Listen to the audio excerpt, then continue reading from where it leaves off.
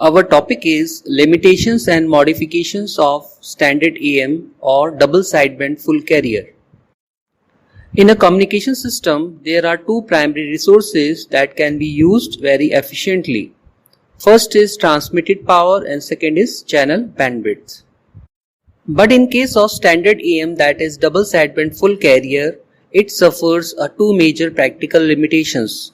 First is AM is wasteful of transmitted power, which means in double sideband full carrier or standard AM there is a transmission of carrier power, but we know that the carrier does not contain any information, so the transmission of the carrier wave represent a wastage of the power. And second practical limitation is in standard AM or double sideband full carrier there is a wastage of channel bandwidth, which means in double sideband there is a upper sideband and lower sideband and the information contained in both the bands are identical. So as far as the transmission of information is concerned, only one sideband is necessary and the bandwidth of the channel is same as the bandwidth of message signal. But in standard AM, that is double sideband full carrier, the transmission bandwidth is equals to twice of the message bandwidth. So we can say that there is a wastage of the channel bandwidth. And in order to overcome the above limitations, we have to modify the standard AM. So there are three modifications in standard AM, that is double sideband full carrier. First modification is double sideband suppressed carrier modulation, that is DSB-SC. In this modification we suppress the carrier part because we know that there is no information in a carrier. So we suppress the carrier wave and correspondingly there is a saving of a transmitted power. But here there is a double sideband, so in this case the channel bandwidth is twice of the message bandwidth. Second modification is single sideband modulation or SSB. As we know that the information contained in upper sideband or lower sideband is identical, so we can suppress one of the sideband to save the transmitted power. And therefore this modification requires a minimum channel bandwidth that is same as the bandwidth of the message signal. So we can say that the single sideband modulation is the optimum form of the continuous wave modulation, as it requires the minimum transmitted power. But this modification has a practical disadvantage.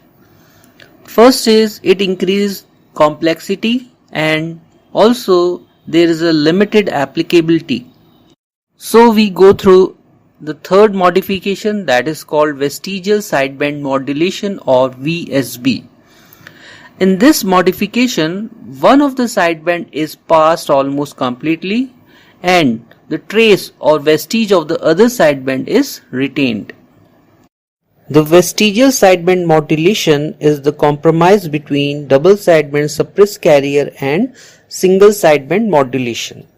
And the channel bandwidth is slightly greater than the bandwidth of the message signal by an amount equal to the width of the vestigial sideband. The best application of VSB modulation is the transmission of TV signals. TV signals are basically a wideband signals. It contains a component of extremely low frequencies. So these are the three modifications on standard AM. First is double sideband suppressed carrier, second is single sideband, and the last, that is vestigial sideband. Now we are going to discuss the first modification, that is double sideband suppressed carrier modulation or DSB-SC. In double sideband suppressed carrier modulation, the carrier part is suppressed from the standard AM. Here the carrier is independent of baseband or modulating signal and it will improve the efficiency of transmission. Now to obtain the double sideband suppressed carrier modulated wave, we take the product of carrier and modulating signal. So the double sideband suppressed carrier is denoted by as function of t and it is equals to product of carrier wave and modulating signal. Here we take any arbitrary massive signal denoted by m function of t, and carrier signal is high frequency sinusoidal signal. We call it AC cos omega ct. Now we take any arbitrary massive signal shown in figure A, and after modulation we get double sideband suppressed carrier modulated wave. This is in a form of an envelope as shown in figure B, but here the carrier part is suppressed. So there is a phase reversal or 180 degree phase shift whenever the modulating signal crosses 0. And this is a representation of an envelope in time domain. In case of double sideband suppressed carrier, the carrier part is suppressed and we get a phase reversal at 0 crossing. Next we discuss the frequency domain description of double sideband suppressed carrier. To get the frequency domain representation, we take a time domain equation of double sideband suppressed carrier, that is the product of massive signal and carrier signal. Here the carrier signal is a high frequency sinusoidal signal. We call it AC cos 2 pi fct. Now to get a frequency domain, we take a Fourier transform on both sides. And in place of cos 2 pi fct, we can write e to power j 2 pi fct plus e to power minus j 2 pi fct upon 2.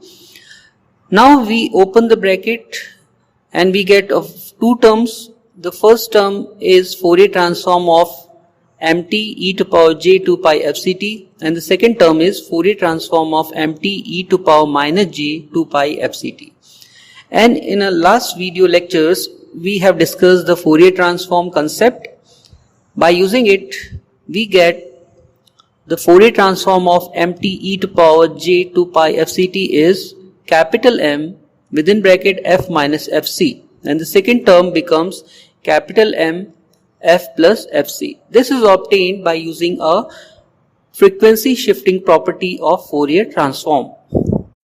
And after obtaining the Fourier transform, we get a frequency version of double sideband suppressed carrier, and it is equals to AC upon 2 within bracket capital M f minus fc plus capital M f plus fc. Here capital M is a Fourier transform of any arbitrary massive signal mt in time domain. Here the massive signal is limited between minus w to w, or we can say that the bandwidth of the massive signal is capital W.